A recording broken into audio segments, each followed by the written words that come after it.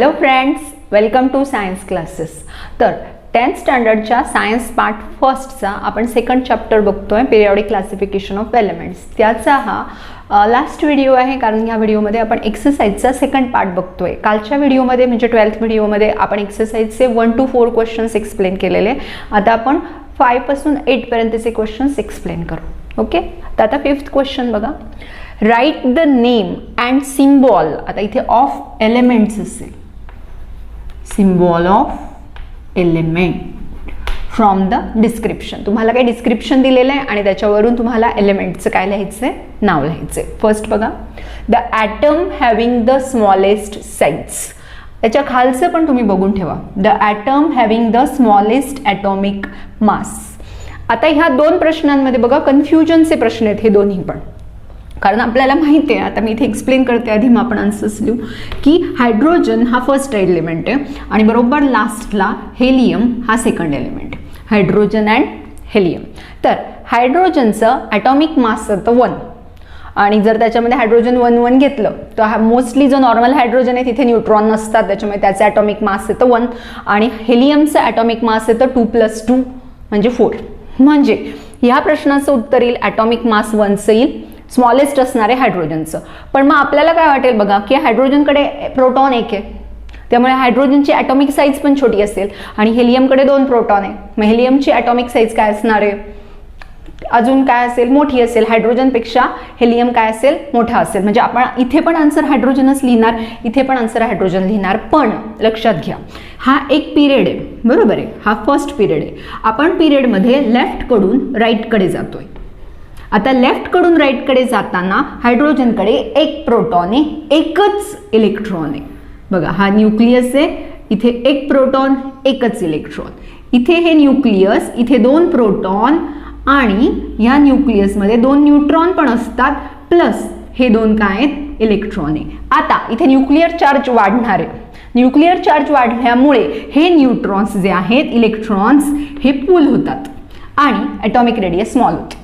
लक्षात आलं, कारण पिरियडमध्ये लेफ्टकडून राईटकडे जाताना ॲटॉमिक रेडियस डिक्रीज होतात, म्हणून स्मॉलेस्ट साईज असणारा ॲटम हेलियम आहे, हायड्रोजन नाही. आन्सर्समध्ये गोंधळ करू नका, प्रश्न नीट वाचा. प्रश्न काय आहे, the atom having the smallest size, त्याचं नाव आहे हेलियम, HE. काय त्याचं सिम्बॉल, HE. मग फर्स्ट आन्सर तुम्हाला कळालं असेल, हेलियम HE. आणि atom having the smallest atomic mass, हायड्रोजनचा ॲटॉमिक मास 1 आहे, हेलियमचा ॲटॉमिक मास 4 आहे, म्हणून इथे आन्सर काय येणार आहे, हायड्रोजन, H. ओके, दोन्ही प्रश्न आता क्लिअर झाले. स्मॉलेस्ट ॲटॉमिक साईजसाठी काय लिहिणार, हेलियम, आणि स्मॉलेस्ट ॲटॉमिक माससाठी काय लिहिणार, हायड्रोजन.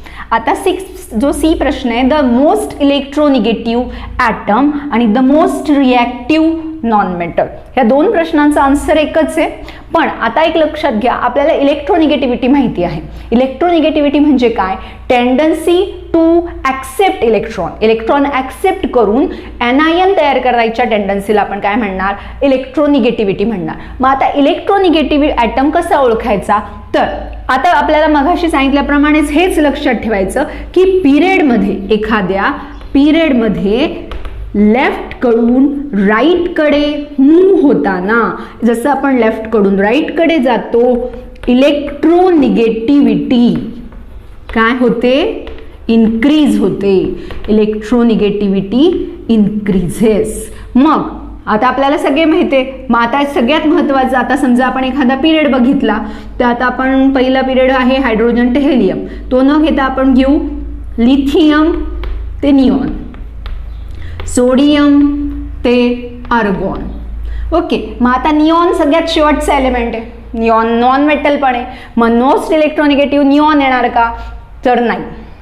मोस्टली जेवढे जेवढे इनर्ट गॅसेस असतात हे रिॲक्टिव्ह पण नसतात आणि इलेक्ट्रोनिगेटिव्ह पण नसतात, कारण ते इलेक्ट्रॉन लॉस किंवा गेन नाही करत, ते इनर्ट असतात. त्यामुळे ह्या कन्सेप्टमधून इलेक्ट्रोनिगेटिव्ह इलेक्ट्रोपॉझिटिव्हमधून आपण इनर्ट गॅसेस काढून टाकायचे असतात. मग शेवटचा एलिमेंट इथे येतो फ्लोरीन, इथे येतो क्लोरीन, ब्रोमीन आणि आयोडीन, म्हणजे सगळे हॅलोजन्स. मी इथे व्यवस्थित लिहिते म्हणजे तुम्हाला नावं लक्षात येते.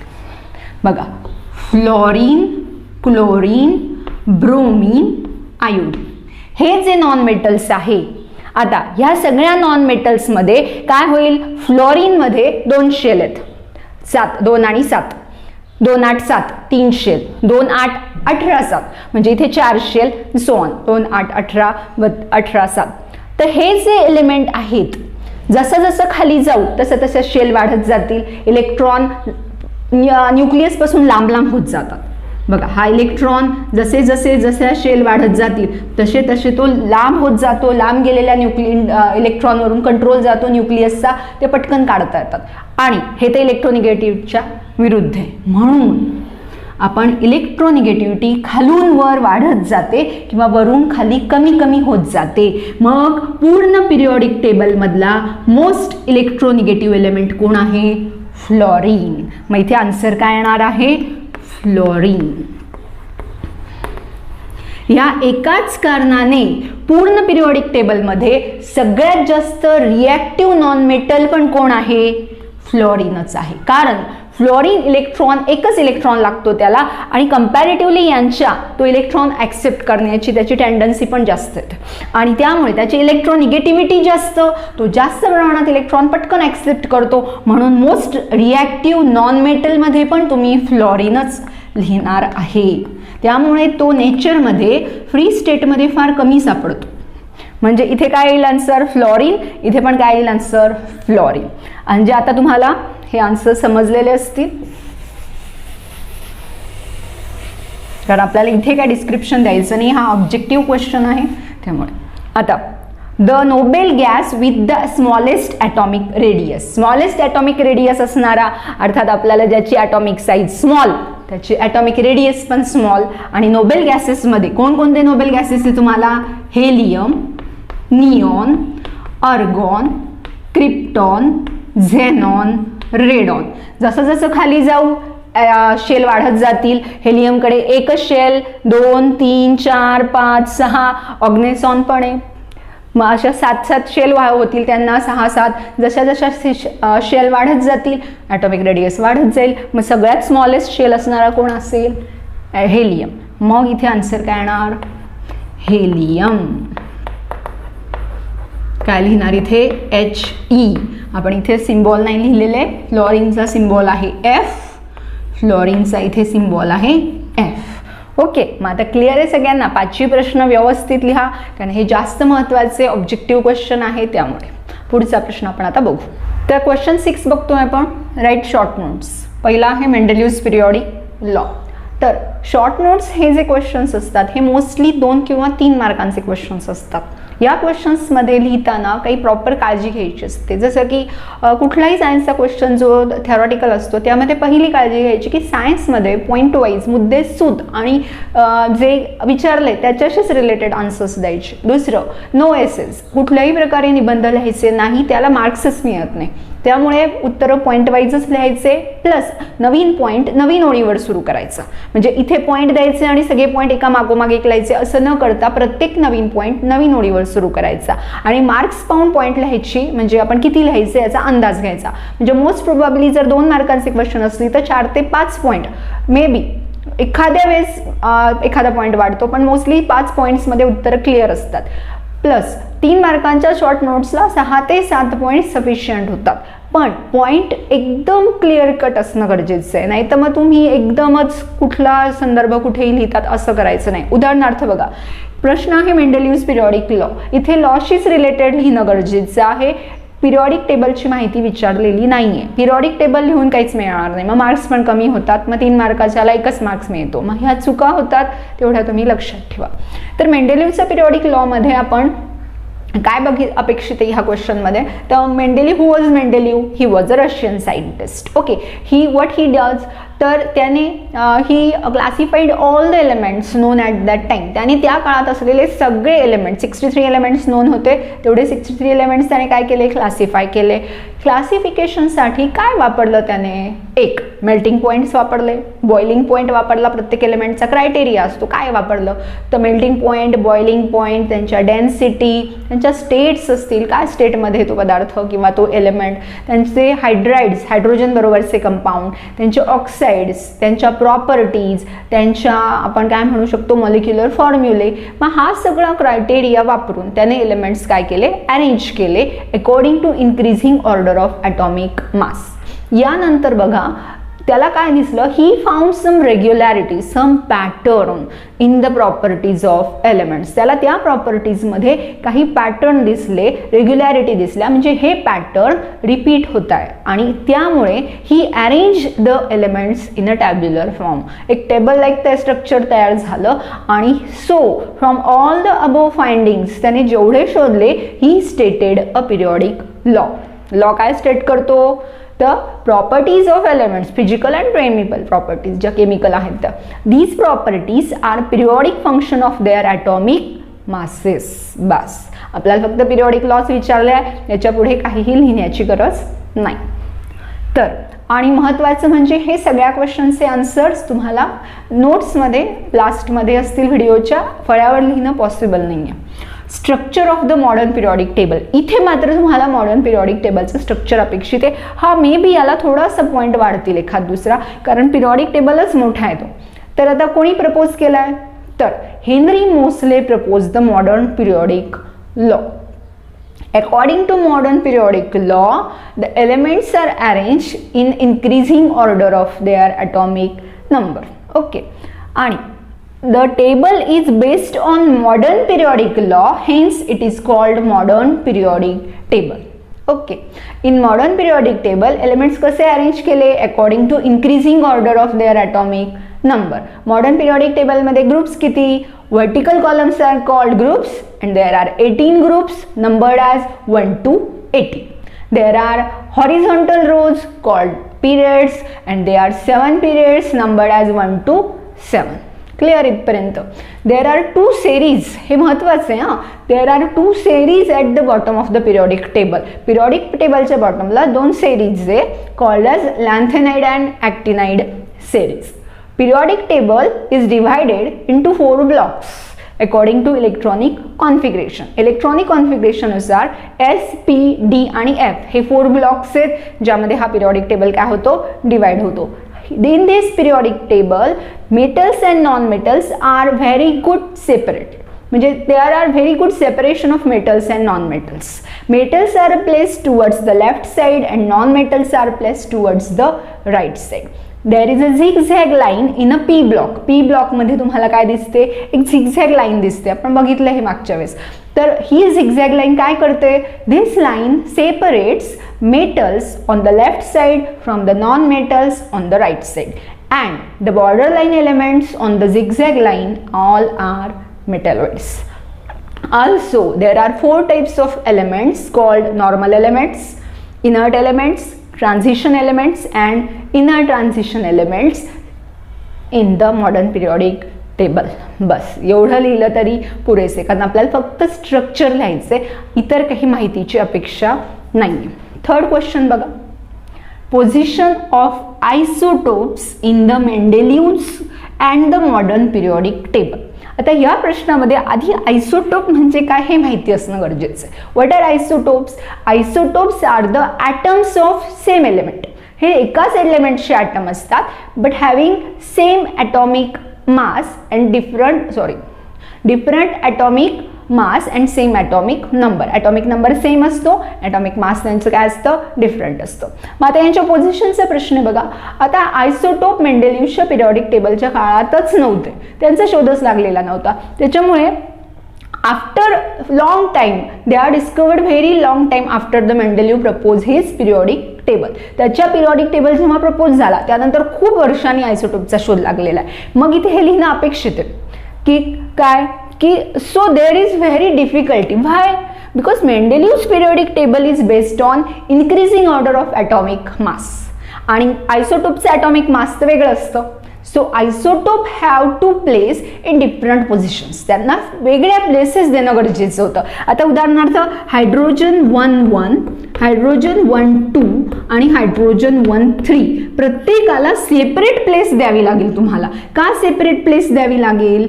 Because they have different atomic mass number. मग 3 जागा तर 3 हायड्रोजनलाच जातील. परत हेलियमला नसेल, परत लिथियमचे आयसोटोप, बेरिलियमचे आयसोटोप, प्रत्येक आयसोटोपला जागा द्यायची. आणि so there is very good or very big problem of position of isotopes in Mendeleev's periodic table because they have different atomic masses. Okay, in modern periodic table जो आहे, the modern periodic table is based on atomic mass का atomic number, atomic number. Okay, atomic नंबरवर तो based असतो आणि त्यामुळे increasing ऑर्डरनुसार जर तो अरेंज होत असेल तर every isotope have same atomic number, प्रत्येकाचा ॲटॉमिक नंबर सेम आहे. So they share the same place, ते एकच प्लेसमध्ये असतात. They don't need different places. Okay, मग इतकंच आपल्याला लिहायचं आहे. 5-6 पॉईंटमध्ये एकदम क्लिअर होतात. आता आपण नेक्स्ट गिव्ह रिझनचा क्वेश्चन बघतोय. क्वेश्चन 7 बघा, write scientific reason. Scientific reason लिहिताना अप टू पॉईंटच लिहायचं, जो पॉईंट आहे तोपर्यंत, आणि 4 पॉईंट लिहिणं अपेक्षितच आहे. 2 पॉईंटमध्ये ते संपवायचे नाही. 4 पॉईंट, प्रत्येक पॉईंट नवीन ओळीवरती लिहायचा आणि मोस्टली जे पॉईंट आहे नवीन पॉईंटमध्ये व्यवस्थित नीटनेटकं लिहा. तसे मी एक्सप्लेन करते. बघा, atomic radius goes on decreasing while going from left to right in a period. कुठल्याही पिरियडमध्ये लेफ्टकडून राईटकडे जाताना. मग आता आपण एखादा पिरियड एक्झाम्पल पटकन बघून घेऊ. Lithium, beryllium, boron, carbon, nitrogen, oxygen, fluorine, neon. हा सेकंड पिरियड आहे आणि ॲटॉमिक रेडियस काय होत चालली आहे? डिक्रीज होत चाललेली आहे. म्हणजे कुठून कुठे चाललोय आपण? लेफ्टकडून राईटकडे जातोय. काय डिक्रीज होतीये? ॲटॉमिक रेडियस काय होत चालली आहे? डिक्रीजिंग. का? नीट बघा. While going from left to right in a period, जो ॲटॉमिक नंबर आहे इट इन्क्रीजेस 1 by 1. तो काय होत जातो? 1 by 1 इन्क्रीज होत जातो. Due to increase in atomic number of proton increases. Number of protons काय करतात? न्यूक्लिअर चार्ज इन्क्रीज करतात. न्यूक्लिअर चार्ज वाढत गेला. आता नीट बघा, हा ॲटम आहे, 2च शेल असणार आहे ह्याला. पहिल्या शेलमध्ये 2. आपण समजा एखादा ॲटम बघू. हा समजा असेल लिथियम. लिथियमकडे तर फक्त एकच इलेक्ट्रॉन आहे, तर मग हा आहे लिथियम. आता लिथियमकडून समजा आपण फ्लोरीनकडे आलो, तर हा जर फ्लोरीन असेल, हा 2 आणि हे फ्लोरीनचे 7 इलेक्ट्रॉन. 1 2 3 4 5 6 आणि हे 7. आता लिथियमकडून फ्लोरीनकडे येताना काय होतंय? नीट लक्ष द्या. हा फ्लोरीनचा ॲटम आहे, हा लिथियमचा ॲटम आहे. ॲटॉमिक साईज लहान लहान होत जाणार आहे. ॲटॉमिक रेडियस पण आपण इथे म्हणू शकतो. मग ॲटॉमिक रेडियस का डिक्रीज होतीये? Valence electrons are increasing. Valence electron वाढत आहे, न्यूक्लिअर चार्ज वाढतोय. This nuclear charge pulls the electron towards itself. Nucleus pulls the electron, decreasing the atomic radius. Atomic radius का कमी होते? उत्तर लक्षात घ्या. Atomic number increases, so number of protons increases, so nuclear charge increases. This nuclear charge pulls the electrons towards itself. आणि हे पुल केल्यामुळे काय होतं? Atomic radius goes on decreasing. आता आपण सेकंड क्वेश्चन बघू. बी.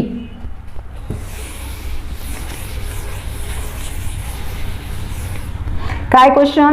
Metallic character goes on decreasing while going from left to right in a period. कुठल्याही पिरियडमध्ये लेफ्टकडून राईटकडे जाताना मेटॅलिक कॅरेक्टर काय होतं? डिक्रीज होतं. आपण एक्झाम्पल घेऊ थर्ड पिरियडचं. Sodium, magnesium, aluminium, silicon, phosphorus, sulphur, chlorine, argon. Okay. 11, 12, 13, 14, 15, 16, 17 and 18. आता नीट बघा, लक्ष द्या. 281, 282, 283, 284, 285, 286, 287, 8. आता मेटॅलिक कॅरेक्टर काय होत चाललंय, डिक्रीज होतंय. इकडे कुठलं कॅरेक्टर आहे, मेटॅलिक कॅरेक्टर, हे काय होतंय, डिक्रीज होतंय, कमी कमी होत चाललंय. का तर मेटॅलिक कॅरेक्टर म्हणजे काय, tendency to lose electrons, electron lose करण्याची टेंडन्सी, त्याला काय म्हणणार आपण, मेटॅलिक कॅरेक्टर. डेफिनेशन गरजेची. While going from left to right in a period, number of valence electron increases because atomic number increases 1 by 1. atomic number जो आहे तो 1 by 1 increase होतोय. So valence electron also increases 1 by 1. These valence electron creates or this atomic number creates the nuclear pull. मगाशी same तसंच आहे, nuclear पुल create होतो. समजा हा जर आपण फ्लोरीन काढला इथे, आता हा क्लोरीन आहे, तर क्लोरीन जर काढला तर क्लोरीन भोवती 3 शेल्स असतात. आता ह्या 3 शेलमध्ये आपण काय काढणार, समजा इथे 8 इलेक्ट्रॉन असतील, तिसऱ्या शेलमध्ये 7 असतील, दुसऱ्यामध्ये 8 असतील, 2 8 7. आता हे जे 7 इलेक्ट्रॉन आहे कंपॅरेटिव्हली सोडियमच्या, याचा ॲटम पण मोठा असणार आहे सोडियमचा. आता काय होईल ते नीट बघा की कंपेअर केलं याच्या 281च्या कंपॅरेटिव्हली 287मध्ये इलेक्ट्रॉन जास्त आहे, इथे प्रोटॉन्स जास्त आहे, न्यूक्लिअर पूल जास्त असतो आणि त्यामुळे काय होतं की इलेक्ट्रॉन इतके टाईटली हेल्ड होतात, एकदम पॅक धरले जातात. They are not easily lost, ते पटकन सोडलेच जात नाही. आणि म्हणजे इलेक्ट्रॉन जर लूजच होऊ शकत नाही तर मेटॅलिक कॅरेक्टर डिक्रीज होणार. म्हणजे जसं जसं आपण लेफ्टकडून राईटकडे जातो, फक्त एक लक्षात घ्यायचं की याच्यावरती जो फ्लोरीन आहे, आता क्लोरीनपेक्षा फ्लोरीन जास्त रिॲक्टिव्ह आहे. आपण मागच्या क्वेश्चनमध्ये बघितलंय की fluorine is the most reactive non metal आहे, कारण याच्याकडे 2च शेल आहे. इलेक्ट्रॉन न्यूक्लियसच्या खूप जवळ असतात आणि त्यामुळे अजून जास्त टाईटली धरले जातात आणि त्यामुळे fluorine is the most electronegative as well as it is the most reactive non metal. पूर्ण पिरियॉडिक टेबलमध्ये सगळ्यात जास्त reactive non metal fluorine. Okay, मग आता तुम्हाला हे आन्सर समजलेलं असेल. आता आपण सी क्वेश्चन बघतो. क्वेश्चन 7 मधला सी बघा. atomic radius goes on increasing down a group. कुठल्याही ग्रुपमध्ये atomic radius काय होत जाते, increase होत जाते. फर्स्ट ग्रुप घ्या, lithium, sodium, potassium, rubidium, caesium, फ्रान्झियम. अजून एखादा लिहून ठेवा, फ्लोरीन, क्लोरीन, ब्रोमीन, आयोडीन, ॲस्टेट. आता हा आहे ग्रुप नंबर 1, हा आहे ग्रुप नंबर 70. तर कुठल्याही ग्रुपमध्ये लक्षात घ्या, आता समजा आपण हा जो जेव्हा एखादा ग्रुप बघतो तेव्हा एका ग्रुपमध्ये शेल वाढत असतात. हे लिथियम भोवती किती शेल असणार आहेत, 2. सोडियम भोवती किती शेल येतील, 1 2 3. पोटॅशियम भोवती किती शेल येतील, 1 2 3 4.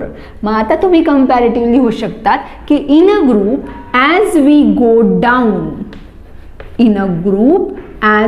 गो down from top to bottom new shells are added for each element किंवा सक्सेसिव्हली. प्रत्येक शेलमध्ये याच्यामध्ये काय होत जातात, शेल्सची संख्या वाढत जाते. धिस आता इथे सगळ्यात महत्त्वाचं काय लिहिणं गरजेचं आहे बघा की ॲटॉमिक रेडियस म्हणजे काय. Atomic radius is the distance between the centre of atom and the outermost shell. So in a group as we go from top to bottom, new shells are added and this increases the distance between the center and the outermost shell. So atomic radius goes on increasing. आता याचा जो पुढचा प्रश्न आहे तो पण ग्रुपशीच related. आता ग्रुपशी related काय प्रश्न आहे की elements belonging to the same group have the same valency. प्रश्न सेमच आहे बघा. आता आपण इथे लिहू. आता लिथियम 2 1 2 8 1 2 8 8 1. हे तुम्ही काही करू नका, मी एकाच लिहितीये. 2 8 18 8 1. इथे पण काय येणार 2 7 2 8 7 2 8 18 7 2 8 18 18 7 and so on. तर आता इथे बघा इन अ ग्रुप आता आधी व्हॅलन्सी म्हणजे काय ते बघा. Valency is the combining capacity of an element with other element. For a valency is determined by the number of valence electrons. Valency कशावरून ठरली जाते तर व्हॅलन्स इलेक्ट्रॉन्सवरून ठरली जाते. And in any group the number of valence electron is same. प्रत्येक ग्रुपमध्ये valence इलेक्ट्रॉनची संख्या काय असते सेम असते. So for a group the valency remains the same. आता आपण लास्ट राहिलाय तेवढा फक्त बघू. तर लास्ट जो क्वेश्चन आहे the third period contains only 8 elements even though the electron capacity of the third shell is 18. आता आपल्याला माहिती आहे की there are 4 shells K L M N O वगैरे आहेत ह्या सगळ्या शेल्स. तर या शेल्समध्ये इलेक्ट्रॉन्ससाठी रूल काय 2n² where n is the number of shell. मग मॅक्झिमम कपॅसिटी किती आहे कुठल्याही शेल्सची मॅक्सिमम कपॅसिटी 2 8 18 आणि 32 सो ऑन. तर हे जे एलिमेंट्स आहेत लक्षात घ्या शेलमध्ये. मग आता काय होतं बघा के शेल आहेत. मग या शेलमध्ये फर्स्ट पिरियडमध्ये फक्त के शेल येते. पिरियडचा नंबर लिहू आपण. Period 1 period 2 period 3 period 4. Period 1 मध्ये किती एलिमेंट आहेत 2. त्याची कपॅसिटी किती होती 2 करेक्ट. पिरियड 2 मध्ये किती एलिमेंट आहे लिथियम पासून निऑन पर्यंत किती आहे टोटल 8 कपॅसिटी बरोबर. पिरियड 3 मध्ये किती एलिमेंट आहेत पिरियड 4 मध्ये पण 32 एलिमेंट आहेत बघा. पण पिरियड 3 मध्ये कपॅसिटी 18 आहे एलिमेंट मात्र 8च. हा आपल्याला प्रश्न आहे की जर कपॅसिटी 18 आहे तर एलिमेंट 8च का. इथे 32 ची कपॅसिटी इथे आहे 32 एलिमेंट इथे नाही आहे असं का. तर ह्या प्रश्नासाठी आपल्याला ऑक्टेट रूल माहिती पाहिजे. ऑक्टेट रूल किंवा जी electron maximum electron capacity octet rule काय सांगतो तुम्हाला नीट बघा. हा रूल काय सांगतो की 8 इलेक्ट्रॉन्स आर व्हेरी स्टेबल. 8 पेक्षा जास्त इलेक्ट्रॉन लास्ट ऑर्बिटमध्ये ठेवता येत नाही. मग 11 पासून ते 18 पर्यंत 11 ला आहे सोडियम 18 ला आहे आर्गॉन. मग आता काय होईल बघा 281 to 288 8 इलेक्ट्रॉन झाले 8 एलिमेंट्स.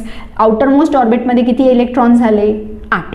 तर according to law of octet the last orbit cannot accommodate more than 8 electron.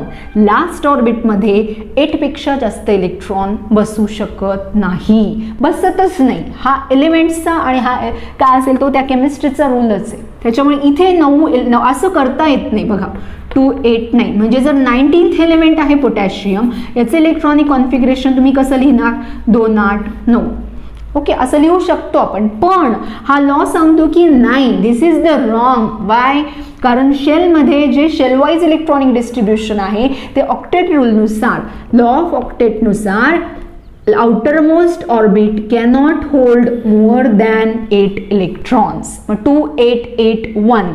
आता एका अतिशय हुशार मुलांना असा प्रश्न पडू शकतो की टीचर असं का लिहित नाही 2818. तर याच्यासाठीचा जो एक्सप्लेनेशन आहे तो ह्या वर्गाचा भागने आपलं अख्खं वर्ष गेलं तरी ते शक्य नाही मला शिकवणं. त्यामुळे फक्त एवढं सध्या समजून घ्या की ऑक्टेट रूलनुसार आपल्याला तेवढा रूल आहे. त्यामुळे हे असं नाही लिहू शकत आहे आपण. इथे एनर्जी लेवल्सचा प्रश्न येतो. एनर्जी लेवल इलेक्ट्रॉन लो एनर्जीला पहिले जातात हाय एनर्जीला नंतर जातात. हे पाण्यासारखे पाणी आधी चढावर जाईल का उताराला जाईल उतारालाच जाईल. ही शेल जास्त वर जाते एनर्जीच्या दृष्टीने. मग इलेक्ट्रॉन ह्या शेलच्या ऐवजी पुढच्या शेलमध्ये प्रेफर केला जातो. प्लस ऑक्टेट रूल आहेच की लॉ ऑफ ऑक्टेटनुसार लास्ट ऑर्बिटमध्ये 8 पेक्षा जास्त इलेक्ट्रॉन ठेवता येत नाही. मग याच्या मागे बरेच कारण आहे पण 10th सिलेबसच्या दृष्टीने तुम्ही फक्त अंडरलाईन करायचे law of octet. Law of ऑक्टेटनुसार it is not possible to keep 9 electrons in the outermost shell. Hence the 9th electron goes to the next n shell and that's why it goes to period number 4. So Though the M shell have 18 capacity, it contains only 8 elements because of the capacity of that shell. त्या शेलमध्ये 9 elements outermost ऑर्बिटमध्ये ठेवता येत नाही. Okay, आता आपला last question आहे तेवढा बघू आपण. तर आता लास्ट क्वेश्चन आहे क्वेश्चन नंबर 8. क्वेश्चन काय बघा, write the names from the description. या डिस्क्रिप्शन वरून आपल्याला जे प्रश्न विचारले त्यांचं काय लिहायचंय, नेम लिहायचंय. The period with electron in the shells KL and M.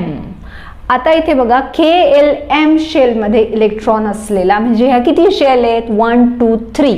आता जेवढ्या शेल तोच पिरियडचा नंबर असतो म्हणून इथे आन्सर काय येईल, पिरियड 3.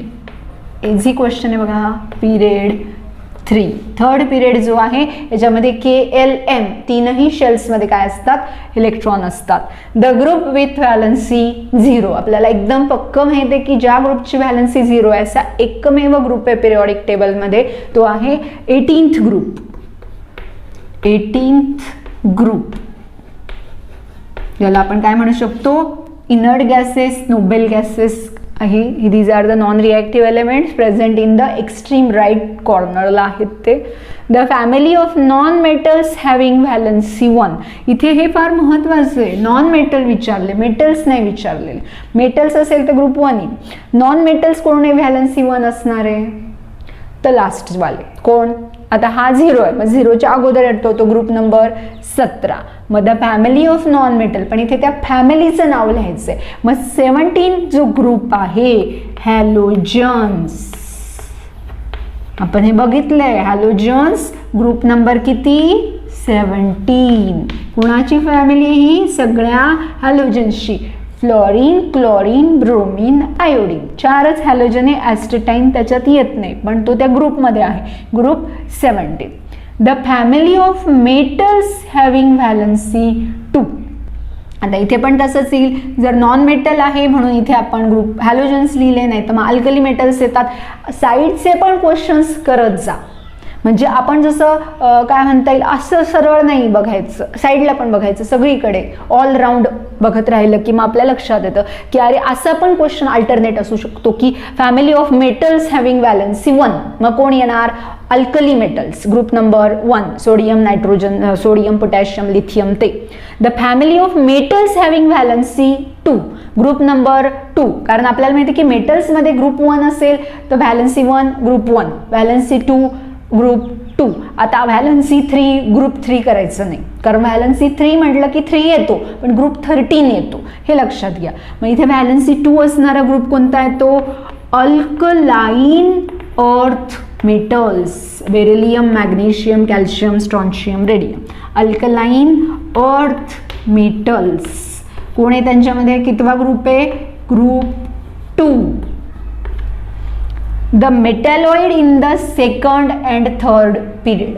आता एक लक्षात घ्यायचं की हा जेव्हा अभ्यास कराल तेव्हा तुम्ही 1 ते 20 एलिमेंट्सची नावं लिहा आणि प्रत्येक एलिमेंटच्या नावापुढे तो मेटल आहे की नॉन मेटल आहे ते लिहायला शिका. म्हणजे फर्स्ट हायड्रोजन तो आहे नॉन मेटल, सेकंड आहे हेलियम तो पण आहे non metal, lithium, beryllium, boron, lithium beryllium metal, boron metalloid. त्याच्यानंतर परत कार्बन पासून ते निऑन पर्यंत नॉन मेटल, सोडियम ते ॲल्युमिनियम मेटल, परत सिलिकॉन काय येईल, नॉन मेटल, सॉरी मेटॅलॉइड. मग इथे काय येईल आन्सर, सिलिकॉन. आधी बोरॉन लिहा, boron and silicon, B and SI symbol त्याच्या पुढे लिहून ठेवा. The non metals in the second and third period. बघा हे अभ्यास केला असेल तर मग हे येऊन जाईल तुम्हाला कारण याच्याशिवाय हे येणार नाही. मग non metals in the second and third period. Second पिरियडमध्ये नॉन मेटल कुठून चालू होतात बघा, लिथियम, बेरिलियम, बोरॉन. बोरॉन हा मेटॅलॉइड आहे त्याच्यामुळे बोरॉन नंतर कोण चालू होईल, कार्बन. म्हणजे इथे आन्सर कसं लिहिणार, सेकंड पिरियडमध्ये कोण येईल, carbon, nitrogen, oxygen, fluorine, neon. Third पिरियडमध्ये कोण येणार आहे,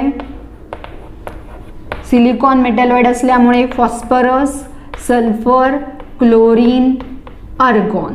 मग टोटल 1 2 3 4 5 6 7 8 9 हे आहे आणि ते 2 11th नॉन मेटल्सच येतात फर्स्ट 20 मध्ये. 2 एलिमेंट्स हॅव्हिंग व्हॅलन्सी 4. एक आहे कार्बन, ॲटॉमिक नंबर आहे 6, आणि एक आहे सिलिकॉन, ॲटॉमिक नंबर आहे त्याचा 40. मग आता हा झाला H क्वेश्चन. तर मग आता मी सांगितल्याप्रमाणे करा की 21 एलिमेंट्स लिहा, त्यांचे ॲटॉमिक नंबर, त्यांचे सिम्बॉल, ते मेटल आहे की नॉन मेटल, त्यांचे इलेक्ट्रॉनिक कॉन्फिगरेशन आणि त्यांचे व्हॅलन्सी, हे सगळं लिहून ठेवा. म्हणजे आणि टोटल पूर्ण पिरियॉडिक टेबलमध्ये 1 ते 20 एलिमेंटमध्ये किती मेटल आहेत, किती नॉन मेटल आहेत आणि किती मेटलॉइड आहेत. मेटलॉइड तर 2च आहेत, मेटल नॉन मेटल मोजून ठेवा किती आहे, म्हणजे तो पण तुमचा अभ्यास काय होतो, परफेक्ट होतो. आता राहिला की ह्या चॅप्टरचा एक्सरसाइज कंप्लीट झालेला आहे.